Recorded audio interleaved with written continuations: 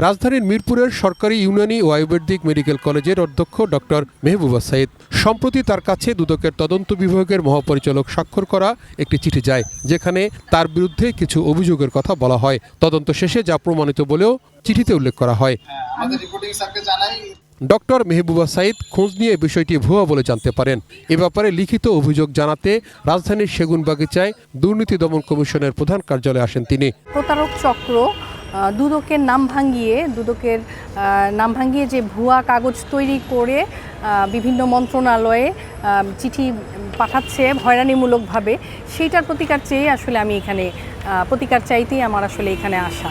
এবং আমি চাই যে এই প্রতিকারটুকু দুদক কর্তৃপক্ষ যাচাই বাছাই করে দেখবে যে আসলে এটার সাথে কারা কারা জড়িত প্রতারক, এবং আমরা যারা যাতে সাধারণ কেউ যাতে এটা ভুক্তভোগী না হই, আমি একজন ভুক্তভোগী হিসেবে এর প্রতিকার চেয়ে এখানে আসলে এসেছি। এখানে লেখা হয়েছে যে ওনার বিরুদ্ধে আনিত অভিযোগ প্রমাণিত হওয়ায় যে উনি কর্মচারীদের সাথে খারাপ আচরণ করেছেন, এইরকম একটা দিয়ে জাস্ট অভিযোগটা হচ্ছে এইটাই যে খারাপ আচরণ করে তাকে শাস্তিমূলক ব্যবস্থা গ্রহণ করার জন্য নির্দেশনা প্রদান করা হইল, এইভাবে দেওয়া হয়েছে। এবং যেটা মহাপরিচালক তদন্ত 2 স্বাক্ষরিত একটা চিঠি, এবং এটা মন্ত্রণালয়ে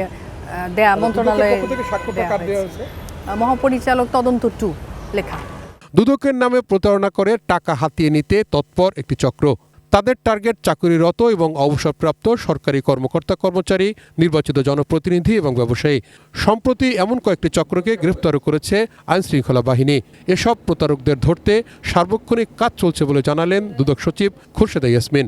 দুর্নীতি দমন কমিশনের পরিচয় দিয়ে আসলে দুর্নীতি দমন কমিশনে কাজ করেন এরকম কর্মকর্তা কর্মচারীর নাম দিয়ে অনেকেই কিন্তু একটা প্রতারক চক্র সমাজের মনে করেন গণ্যমান্য ব্যক্তিদের, সরকারি কর্মকর্তাদের, অথবা অনেক সময় আমি শুনি অনেক প্রাক্তন মন্ত্রী মহোদয় বা সমাজের উচ্চপদস্থ লোকজনদেরকে তারা ফোন দিয়ে বলেন যে দুদকে আপনার নামে একটা অভিযোগ আছে, আপনি যদি একটা বড় অঙ্কের টাকা দাবি করেন আর কি, যে এই টাকাটা দেন তাহলে আপনার এই অভিযোগটা থেকে আপনাদেরকে আমরা মুক্ত করে দিব এবং ব্যবস্থা গ্রহণ করব।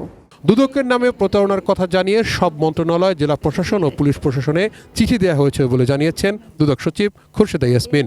অভিযোগটা আসলে ফোনের মাধ্যমে, ইনফ্যাক্ট আমি নিজেও আমার নিজের কয়েকজন সিনিয়র স্যার আমাকে এখানে আসার পরে ফোন করেছেন যে এরকম তোমাদের এখান থেকে কল এসেছেন, ওনারা খুবই বিব্রতকর অবস্থায় আছেন, যে আমরা এত সুনামের সাথে চাকরি করেছি, সারাটা জীবন আমি এ ধরনের কল পেয়েছি। তো আমি যখন এখানে ভেরিফাই করলাম, দেখলাম সম্পূর্ণ বিষয়টি কিন্তু ভুয়া, একেবারেই মিথ্যা একটা। এবং দুর্নীতি দমন কমিশন থেকে যদি কারোর বিরুদ্ধে কোনো অভিযোগ থেকেই থাকে, সেক্ষেত্রে কিন্তু অফিসিয়াল নিয়মে একটা লিখিত চিঠি যাবে, নোটিশ যাবে। কখনো এরকম ফোন করে কারো কাছ থেকে টাকা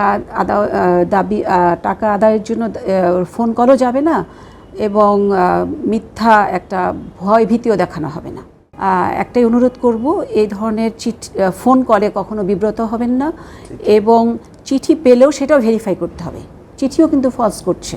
তো এতে কিন্তু, এবং আমাদের একটা টোল ফ্রি নাম্বার আছে 106 যদি ফোন করেন তখনও কিন্তু ভেরিফাই করতে পারছেন যে এই ফোন কলটি সঠিক কিনা।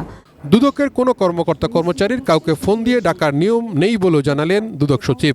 দুর্নীতি দমন কমিশন থেকে যদি কারোর বিরুদ্ধে কোনো অভিযোগ থেকেই থাকে, সেক্ষেত্রে কিন্তু অফিসিয়াল নিয়মে একটা লিখিত চিঠি যাবে।